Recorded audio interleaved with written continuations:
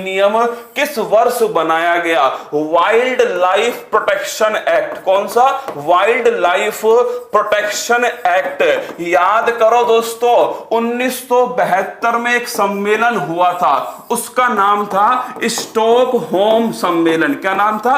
Stockholm सम्मेलन। और दोस्तों ये स्टॉकहोम कहां पर है? स्वीडन के अंदर। कहां पर है? स्वीडन में। और इस सम्मेलन को कहते हैं पहला पर्यावरण सम्मेलन। क्या दोस्तों? इसे कहते हैं, नोट करना, पहला पर्यावरण सम्मेलन। किसको? स्टॉकहोम सम्मेलन को पहला पर्यावरण सम्मेलन कहते हैं। और अगर तुम्हें याद हो, इसमें भाग लेने के लिए भारत से दोस्तों इंदिरा गांधी गई थी। कौन? इंदिरा गांधी। और जैसे वापस आई तो आते दोस्तों उन्होंने वाइल्ड लाइफ प्रोटेक्शन एक्ट 1972 को बनाया। तो दोस्तों जैसे ही वापस आए तो उन्होंने वन्य जीव संरक्षण जो अधिनियम है 1972, इसको दोस्तों तैयार किया। तो अगर आपसे पूछे वन्य जीव संरक्षण अधिनियम 1972 और इसके जस्ट बाद दोस्तों 1973 में, क्या इसके जस्ट बाद ही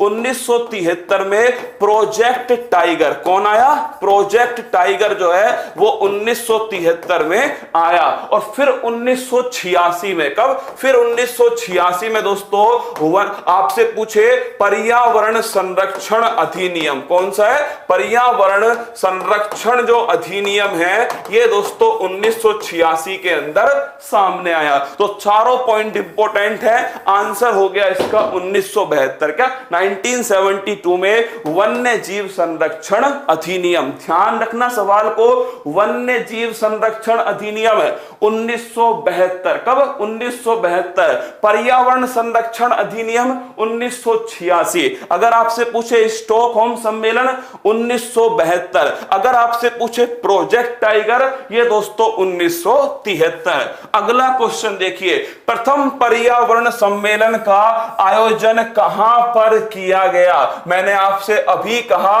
5 जून 1972। दोस्तों याद कीजिए, 1972 में एक सम्मेलन होता है स्टॉकहोम सम्मेलन। कौन सा है? स्टॉकहोम सम्मेलन। और मैंने आपसे कहा ये दोस्तों पहला पर्यावरण क्या था? पहला पर्यावरण सम्मेलन। और इसी सम्मेलन में 5 जून 1972 को एक संस्था का निर्माण हुआ, संयुक्त राष्ट्र पर्यावरण कार्यक्रम। किसका? संयुक्त राष्ट्र पर्यावरण कार्यक्रम। और अगर आपसे पूछे यूएनईपी, इसका मुख्यालय कहां स्थित है? नैरोबी केन्या के अंदर इसका मुख्यालय स्थित है। और इसीलिए 5 जून को दोस्तों कौन सा दिवस है? विश्व पर्यावरण दिवस। कौन सा? विश्व पर्यावरण दिवस 5 जून को मनाया गया। और अगर आपसे पूछे कि जो विश्व पर्यावरण दिवस है ये कब से स्टार्ट हुआ?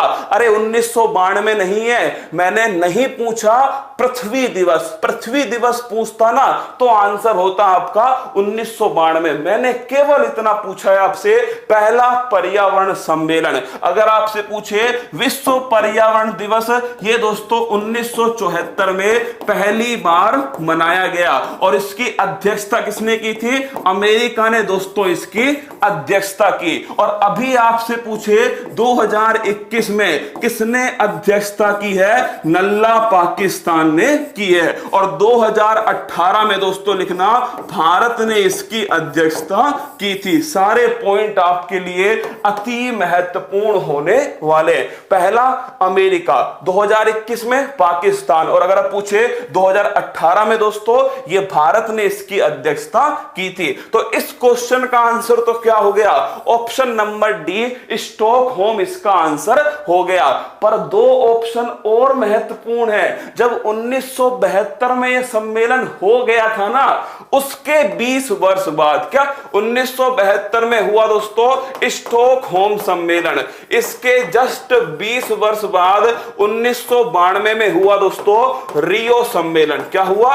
रियो सम्मेलन। और इस रियो सम्मेलन में इसे कहते हैं पहला पृथ्वी सम्मेलन। क्या? पहला पृथ्वी सम्मेलन। ये दोस्तों कहा जाता है किसको? रियो सम्मेलन। ये तो पहला पर्यावरण सम्मेलन। क्या?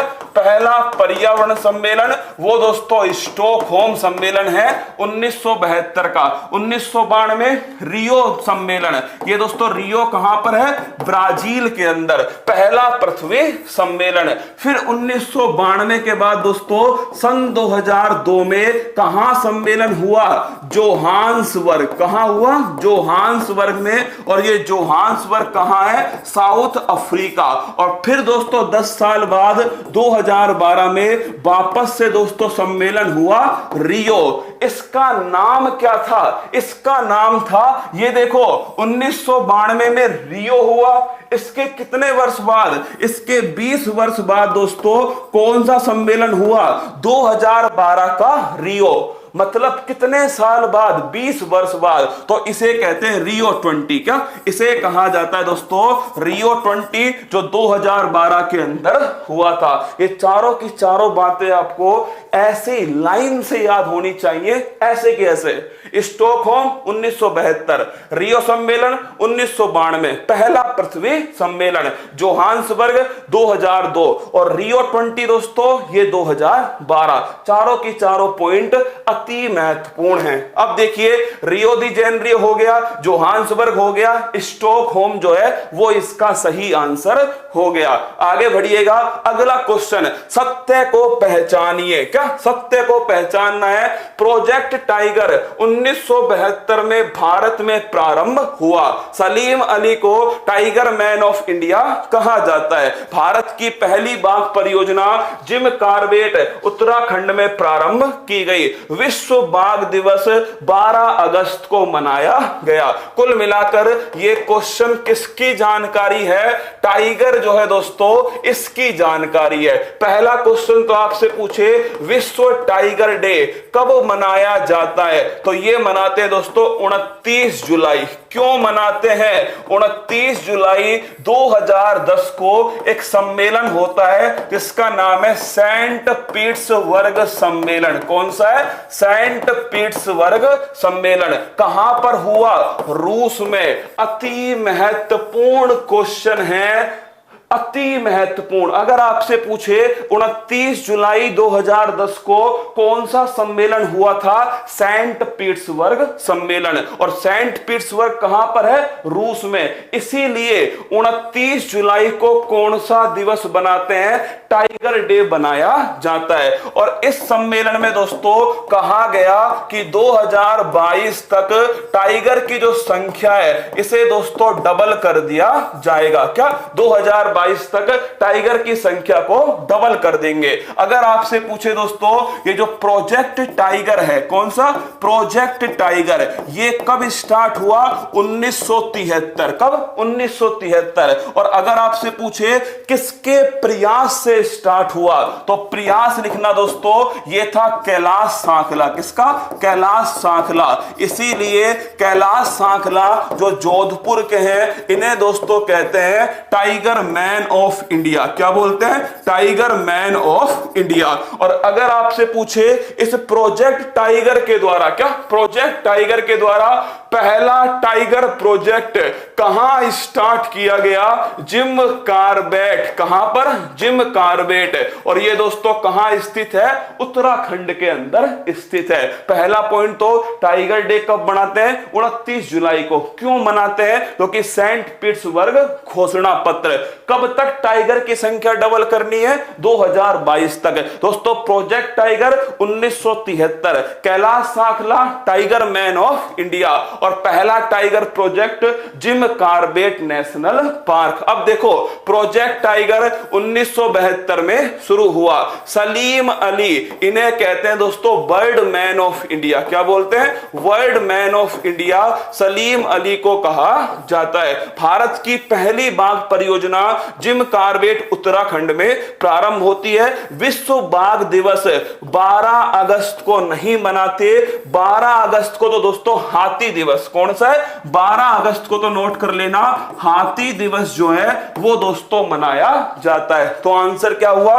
इसका आंसर हो गया ऑप्शन नंबर सी। क्या? Option number c is the correct answer. आगे बढ़िएगा, अगला क्वेश्चन, जैव विविधता संरक्षण अधिनियम, इसका संबंध किससे है? बायोडाइवर्सिटी। क्या? बायोडाइवर्सिटी, जैव विविधता दोस्तों संरक्षण अधिनियम। अगर आपसे पूछे पूरे विश्व के अंदर, क्या पूरे विश्व में सर्वाधिक जैव विविधता कहां पाई जाती है? तो अमेजोन वर्षा वन। कहां?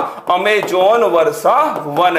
और इन्हें क्या कहते हैं? पृथ्वी के फेफड़े। क्या बोलते हैं? पृथ्वी के फेफड़े भी दोस्तों इन्हें कहा जाता है। सबसे अधिक दोस्तों जैव विविधता अमेजोन वर्षा वन। भारत में कितने प्रतिशत है? तो भारत में दोस्तों लिखना 8%। कितनी है? 8% दोस्तों भारत के अंदर जैव विविधता है। अगला क्वेश्चन आपसे पूछे कि जैव विविधता के संरक्षण के लिए अधिनियम दोस्तों कब आया? सन 2002 में। कब आया? सन 2002 में दोस्तों अधिनियम आया।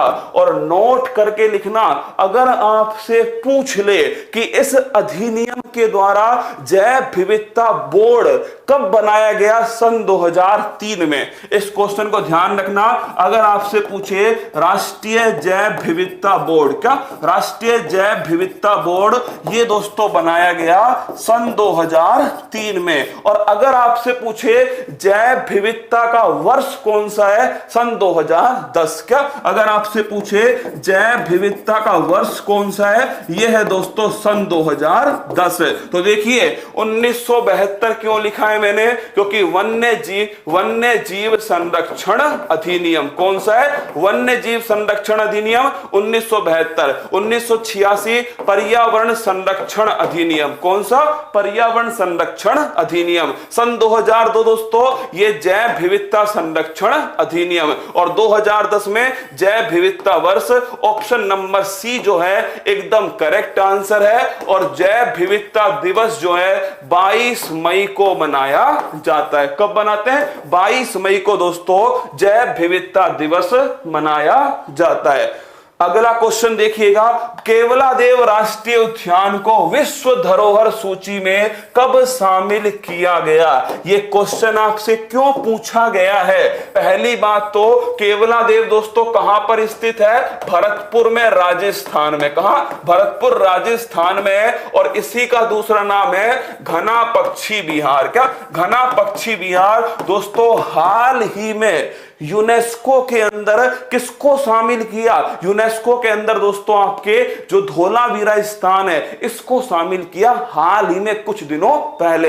अब तुमसे पूछे कि भाई प्राकृतिक धरोहर में कौन शामिल हुआ? तो ध्यान रखना केवलादेव। अगर आपसे पूछे केवलादेव कहां है? भरतपुर में। घना पक्षी विहार किसके लिए फेमस है? Siberian crane. किसके लिए? साइबेरियन जो क्रेन है दोस्तों इसके लिए फेमस है। और डॉक्टर सलीम अली जो थे इनकी दोस्तों कर्म भूमि कौन सी है? वो भी ध्यान रखना आपको केवलादेव है। अब आपसे पूछे जो केवलादेव है इसे यूनेस्को वर्ल्ड हेरिटेज में कब शामिल किया? 1985। तो लिखना इसे यूनेस्को में शामिल किया दोस्तों 1985। किस कैटेगरी में? प्राकृतिक दोस्तों। किसमें? जो प्राकृतिक धरोहर है इसकी कैटेगरी में शामिल किया। अगर आपसे पूछे यूनेस्को में भारत की टोटल कितनी साइट हैं? 40 हैं। 40 में दोस्तों जो 32 हैं वो तो कैसी है? 32 ध्यान रखना आप सांस्कृतिक हैं। कैसी हैं?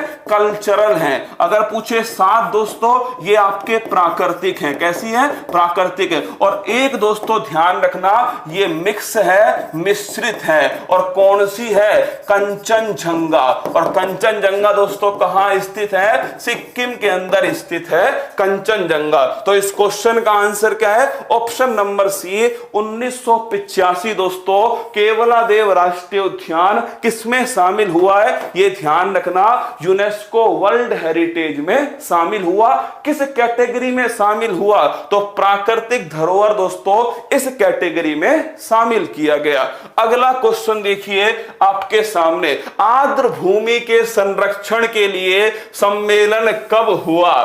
आप कहोगे गुरुजी ये सवाल तो बच्चे बच्चे को आता है। मैंने कहा चारों ऑप्शन पढ़ एक बार तो। 1 फरवरी 1971, 2 फरवरी 1971, 3 फरवरी 1971 और दोस्तों 4 फरवरी 1971। अब बताओ कौन सा सही आंसर है इसका? जल्दी छापो। आर्द्र भूमि के संरक्षण के लिए पहली बात तो दोस्तों कौन सा कन्वेंशन है? Ramsar convention. कौन सा है? रामसर कन्वेंशन है। रामसर कहां स्थित है? ईरान के अंदर दोस्तों स्थित है। और मैंने आपसे कहा था कि रामसर कन्वेंशन का संबंध किससे है? आर्द्र भूमि के संरक्षण। किससे है? आर्द्र भूमि के संरक्षण से रामसर का दोस्तों संबंध है। और अगर आपसे पूछे कब हुआ था? 2 फरवरी 1971। कब?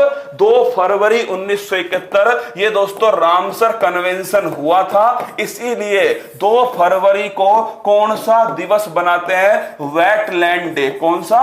वेटलैंड आर्द्र भूमि या दलदली भूमि दोस्तों जो दिवस है वो कब मनाया जाता है? 2 फरवरी को मनाते हैं। और सन 2021 की दोस्तों थीम क्या है? Wetland and water. क्या है? वेटलैंड एंड वाटर दोस्तों ये सन 2021 की थीम है। अगर आपसे पूछ ले कि रामसर कन्वेंशन कब हुआ था?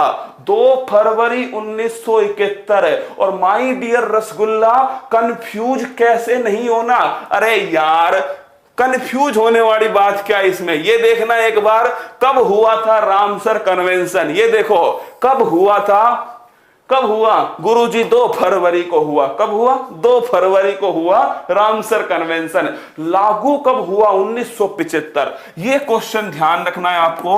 अगर आपसे पूछे लागू कब हुआ तो 1975 से दोस्तों रामसर कन्वेंशन जो है लागू हुआ। पहली दोस्तों साइट चिल्का झील। कौन सी थी? चिल्का झील पहली थी। टोटल कितनी है? टोटल लिखना दोस्तों 46। कितनी है? टोटल है 46। कितने? टोटल 46 है। पहली दोस्तों चिल्का झील थी। अगर आपसे पूछे राजस्थान में कौन कितनी है तो राजस्थान में दोस्तों 2 हैं। एक तो सामर झील है और एक दोस्तों केवलादेव पक्षी अभ्यारण्य। तो ऑप्शन नंबर बी जो है ये एकदम करेक्ट आंसर है। 2 फरवरी 1971। लागू कब से हुआ? 1975। अगला क्वेश्चन, निम्न में से कहां पर आकलबुड़ जीवाश्म पार्क स्थित है? ये तो आप सभी को पता है कहां स्थित है, पर मेरा उद्देश्य था आपको कुछ महत्वपूर्ण दोस्तों नेशनल पार्क जो है वो एक साथ नोट कराऊं। नोट करना, हेमिस राष्ट्रीय उद्यान ये कहां स्थित है? लद्दाख के अंदर स्थित है और भारत का सबसे बड़ा राष्ट्रीय उद्यान। अगला लिखना दोस्तों दाचिंगम राष्ट्रीय उद्यान। ये फेमस है जम्मू कश्मीर में और हंगुल के लिए फेमस है। किसके लिए?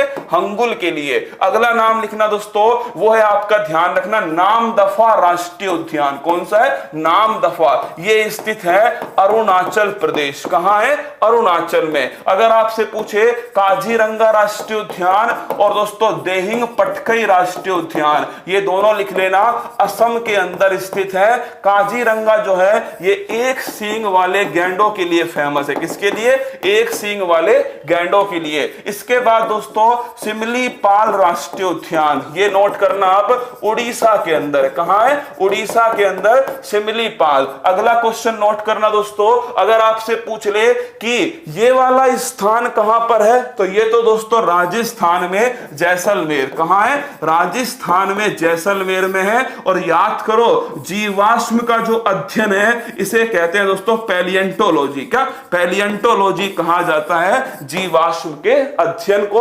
ओकेलवुड जीवाश्म पार्क ये राजस्थान के जैसलमेर के अंदर स्थित है। Option number D is the correct answer. इसको ध्यान रखना आप सभी, ये महत्वपूर्ण दोस्तों क्या है? National park. अगला क्वेश्चन, निम्न में से संविधान संशोधन क्या खतरनाक, लिख लो अद्भुत, क्या गजब का क्वेश्चन है। किस संविधान संशोधन के द्वारा वन और वन्य जीव विषय को राज्य सूची से हटाकर किसमें डाला गया? संवर्ती सूची में डाला गया।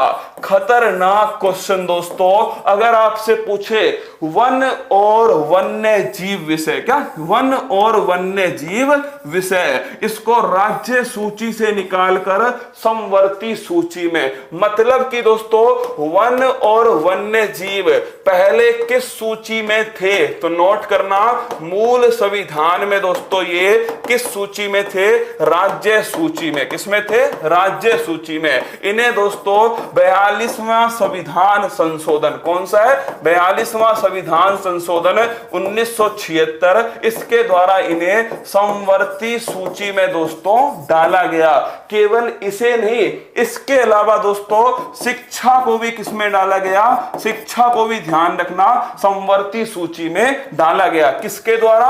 42वें संविधान संशोधन के द्वारा इसे दोस्तों संवर्ती सूची में डाल दिया। अगर आपसे पूछे 42वां संविधान संशोधन 1976, 44वां संविधान संशोधन, याद करो, संपत्ति के अधिकार को मौलिक अधिकार से निकालकर किसमें डाला गया? विधिक अधिकार में दोस्तों डाला गया। 1978 कब हुआ? 1978। 61वां संविधान संशोधन, इसे याद करो, 1989 का दोस्तों, और वोट डालने की उम्र 21 से 18 कितनी कर दी? 21 से 18। और 101वां संविधान संशोधन 1 जुलाई 2017 दोस्तों, और याद करो जीएसटी, कौन है? जीएसटी। तो इसका आंसर है ऑप्शन नंबर 1, 42वां संविधान संशोधन। क्या? 42वां संविधान संशोधन नोट करके रखना, राज्य सूची से संवर्ती सूची, वन और वन्य जीव विषय। अगला क्वेश्चन,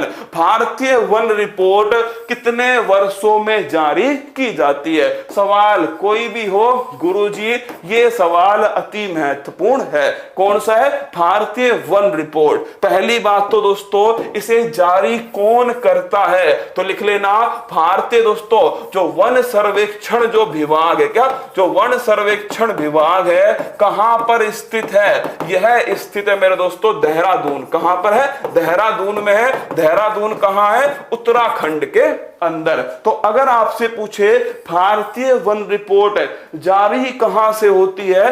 देहरादून से। कितने वर्षों में जारी होती है? तो नोट करना दोस्तों, 2 वर्ष में एक बार। क्या? 2 वर्ष में एक बार। कब से स्टार्ट हुई थी? 1987, 1987 से स्टार्ट हुई थी। अगर आपसे पूछे 2019 में कौन सी आई है? 16वीं रिपोर्ट आई है। कौन सी आई है? 16वीं रिपोर्ट है सन 2019 में। और अगर आपसे पूछे इस रिपोर्ट में किस सैटेलाइट का उपयोग हुआ है? Resource set. कौन सा है? रिसोर्स सेट सैटेलाइट का दोस्तों इसमें उपयोग किया गया।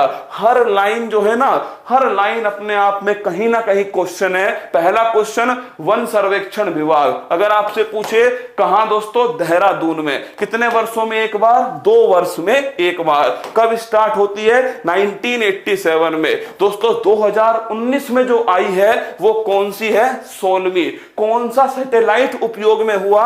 Resource set satellite. तो अगर आपसे पूछे कितने वर्षों में जारी होती है? 2 वर्षों के अंदर जारी होती है। अगला क्वेश्चन देखिएगा, वनों के प्रकार और जैव विविधता में नया अध्याय कौन सी वन रिपोर्ट में जोड़ा गया? महत्वपूर्ण प्रश्न दोस्तों। अगर आपसे पूछे जो 16वीं वन रिपोर्ट है, क्या जो 16वीं वन रिपोर्ट है, इसमें दोस्तों जो नया अध्याय जोड़ा गया है, क्या जो नया अध्याय जोड़ा गया है उसका नाम क्या है? उसका नाम है वनों के प्रकार और जैव विविधता। क्या है? वनों के प्रकार और जैव विविधता। और अगर आपसे पूछे ये दोस्तों रिपोर्ट किस मॉडल पर आधारित है? चैंपियंस और सेट। किसके दोस्तों?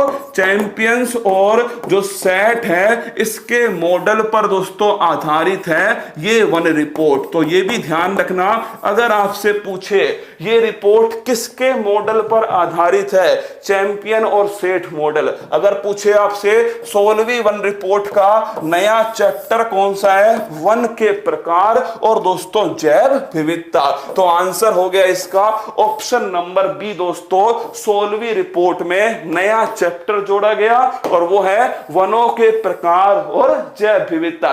एक्चुअली में दोस्तों ये जो मॉडल है ना, इसमें 16 प्रजातियां, कितनी 16 प्रजातियां हैं इसके अंदर। अगला क्वेश्चन, 16वीं भारतीय वन रिपोर्ट के अनुसार प्रतिशत के आधार पर सर्वाधिक वन और वृक्ष आच्छादित क्षेत्र किस राज्य में स्थित है? इसका आंसर बताओ। क्या इसका आंसर बताओ? तो माने आपको 16वीं वन रिपोर्ट अगर आपसे पूछे दोस्तों, 16वीं वन रिपोर्ट 2019 है। भारत में दोस्तों 24.56% क्षेत्रफल, कितने पर 24.56% क्षेत्रफल जो है वो वन और वृक्ष से आच्छादित है। अगर आपसे पूछे एरिया, लगभग दोस्तों 8.07 लाख किलोमीटर स्क्वायर इतना एरिया है। अगर आपसे पूछे इसमें दोस्तों क्षेत्रफल के हिसाब से मध्य प्रदेश आया पकड़ में, मछली आई पकड़ में, क्या मछली आई पकड़ में मध्य प्रदेश जो है ना रसगुल्ला, वो बेटा किसके आधार पर है? क्षेत्रफल के आधार पर। गई भैंस पानी में, क्षेत्रफल के आधार पर पहले स्थान पर है मध्य प्रदेश। कौन है? मध्य प्रदेश क्षेत्रफल के आधार पर। और अगर आपसे पूछे प्रतिशत के आधार पर तो वो पहला स्थान है मिजोरम। किसका है? मिजोरम। लेकिन यहां पर दोस्तों मिजोरम ऑप्शन ही नहीं है। देखो मध्य प्रदेश, अरुणाचल प्रदेश, मेघालय, राजस्थान, तो मिजोरम के बाद दोस्तों दूसरा स्थान है किसका? आपके अरुणाचल प्रदेश। तो ध्यान रखना, वैसे तो आंसर इसका क्या होगा? वैसे तो दोस्तों आंसर इसका मिजोरम होगा। क्या होगा? मिजोरम होगा। यहां पर सबसे अधिक क्या है दोस्तों? सबसे अधिक जो वन है वो कहां स्थित है? मिजोरम। तो ऑप्शन नंबर सी क्या कीजिए आप? मिजोरम कीजिए। पर मध्य प्रदेश वालों तुम्हारा तो आंसर एकदम गलत है। क्या तुम्हारा आंसर एकदम गलत है? आंसर है इसका मिजोरम। ये नहीं है, ये क्षेत्रफल के हिसाब से, मिजोरम प्रतिशत के हिसाब से। क्या? प्रतिशत के हिसाब से। अगला क्वेश्चन, विश्व पृथ्वी दिवस कब मनाया जाता है? ये मनाते हैं दोस्तों 22 अप्रैल। कब मनाते हैं? 22 अप्रैल। इस बार की थीम क्या है? तो रिस्टोर आवर अर्थ। क्या? रिस्टोर आवर अर्थ, ये दोस्तों इस बार की थीम है। अगला क्वेश्चन आपसे पूछे 22 मार्च को कौन सा दिवस है? विश्व जल दिवस। कौन सा है? विश्व जल दिवस 22 मार्च को बनाते हैं। और अगर आपसे पूछे इस बार की थीम क्या है, तो वो है दोस्तों वैल्यूइंग वाटर। क्या है? वैल्यूइंग वाटर जो है ये इस बार की थीम है। अगर आपसे पूछे 22 मई को दोस्तों जैव विविधता दिवस। क्या? जैव विविधता दिवस ये मनाते हैं 22 दोस्तों मई को। और इस बार की थीम क्या है? तो इस बार की थीम लिखना, we are the part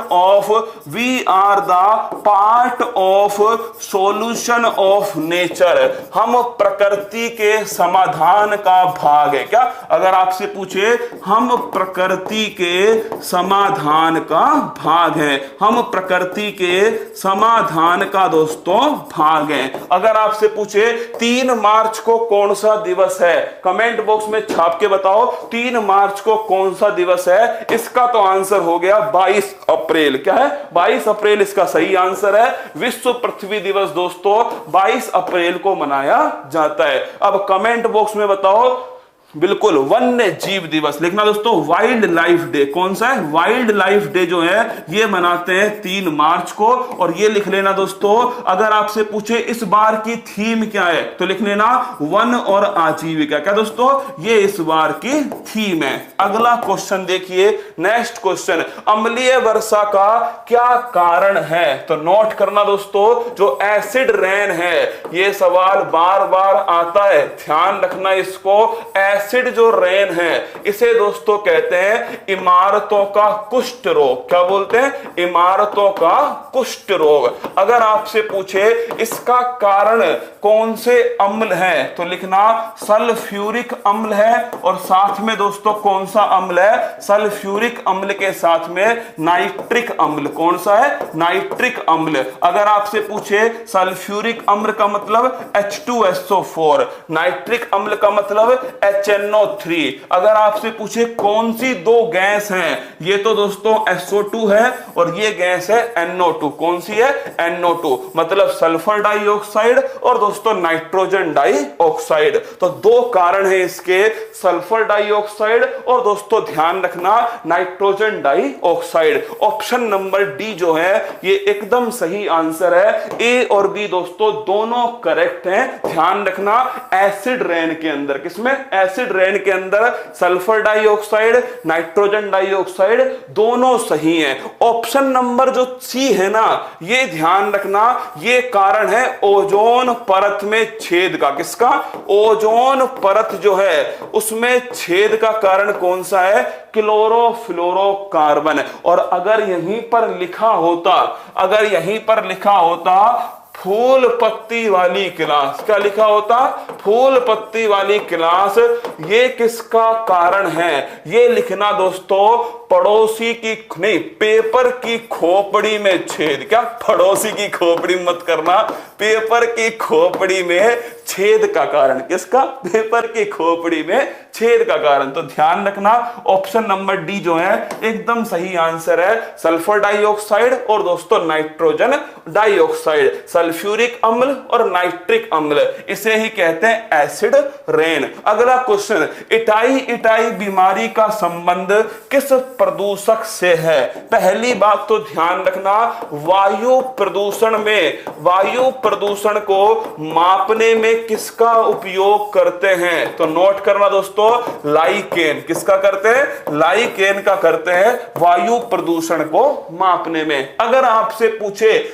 itai itai, देखो मरकरी दोस्तों जो Hg है, कौन है? Hg है, जिसे पारा कहते हैं। ये किस रोग का कारण है? तो ये दोस्तों लिख लेना मिनी माता रोग। किसका कारण है? मिनी माता रोग का कारण है। अगला क्वेश्चन दोस्तों, पेडियम नहीं कैडमियम, क्या? कैडमियम, यही दोस्तों कारण है इटाई इटाई रोग। किसका? इटाई इटाई रोग। Nitrate, blue baby syndrome. किसका? ब्लू बेबी सिंड्रोम, इसका कारण दोस्तों नाइट्रेट। क्या? नाइट्रेट। और जो फ्लोराइड है दोस्तों, ये आप जानते हो फ्लोरोसिस। क्या है? फ्लोरोसिस जो है इसका कारण। तो ऑप्शन नंबर बी दोस्तों सही आंसर है, कैडमियम कारण है इटाई इटाई का। मरकरी दोस्तों मिनी माता, नाइट्रेट ब्लू बेबी सिंड्रोम और फ्लोराइड आपको पता है। क्योटो प्रोटोकॉल कब से लागू हुआ? इस क्वेश्चन का आंसर फटाफट कमेंट बॉक्स में छाप दो। क्योटो प्रोटोकॉल कब से लागू किया गया? ये जो 1 घंटे की क्लास है ना, अपने पास संभाल के रखना, इस क्लास को ना अपने पास संभाल के रखना। जब पेपर हो ना आपका दोस्तों, तब देखना एनवायरनमेंट वाला क्वेश्चन जो है ना, ये हर पेपर में छपता है, क्योंकि सबसे बड़ा मुद्दा ही दोस्तों पर्यावरण है। और पर्यावरण के ये फिक्स सवाल है जो पेपर के अंदर आते हैं। इनको संभाल के अपने पास रखना, ये भविष्य में आपके बहुत काम आने वाले हैं। चलो, क्योटो प्रोटोकॉल कब से लागू हुआ? 1997, 2005, 2012 और 2015। हाँ 1997। यार आप तो सब होशियार हो यार, हैं? कमेंट भाई साहब सब कैसे ही है ना। सुरभि, लक्ष्मी, हाँ काजल मिनी माता पर ही है। निशांत 2005, सुशांत 2005, कार्तिक 1997, 2002, अंजलि 2005। ओ भाई साहब खतरनाक होशियार तुम तो यार।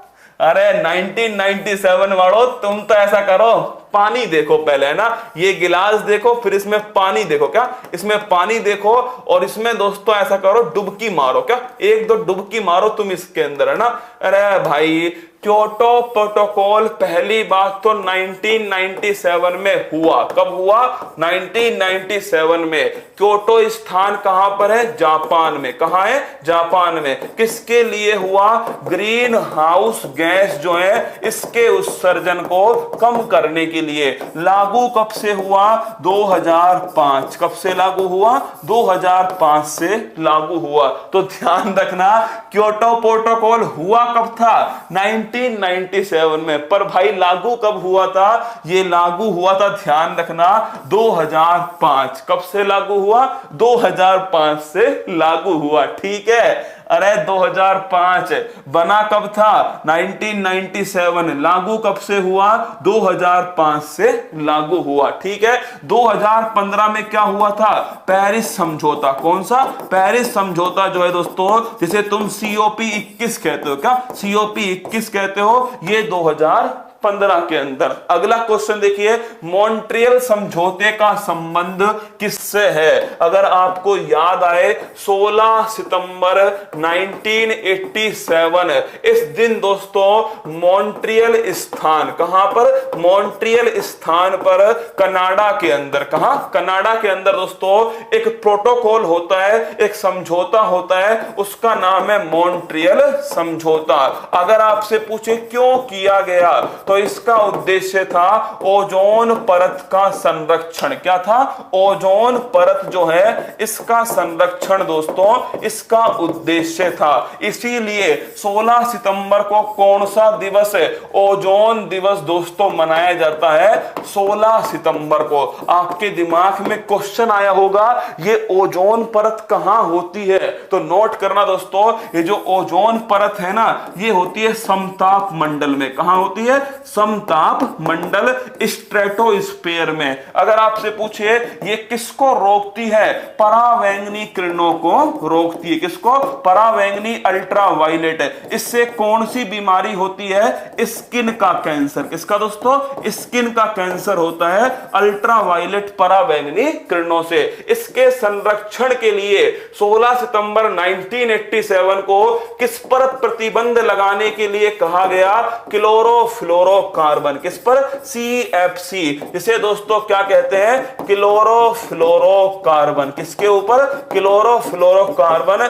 इसी का दूसरा नाम है फ्रियोन। क्या नाम है? फ्रियोन। ये कहां मिलता है? AC के अंदर मिलता है, या दोस्तों आपके जो फ्रिज है इसके अंदर मिलता है। तो नोट कर लेना सारे सवाल। फिर कह रहा हूं आपसे, हो सकता है कुछ को अभी लगेगा कि गुरुजी ये तो नहीं आएगा, पर पेपर जब आएगा ना तब आपको बताएंगे क्या आएगा। तो मॉन्ट्रियल समझौता 16 सितंबर 1987, मॉन्ट्रियल कनाडा के अंदर है, ओजोन परत का संरक्षण है, समताप मंडल है, परावैंगनी किरण दोस्तों इससे रोकना है, स्किन कैंसर होता है। अगर पूछे किस पर प्रतिबंध लगाया? क्लोरोफ्लोरोकार्बन पर, इसे फ्रियोन कहते हैं। AC फ्रिज शीतलक के अंदर मिलता है। 16 सितंबर को बनाते हैं ओजोन दिवस।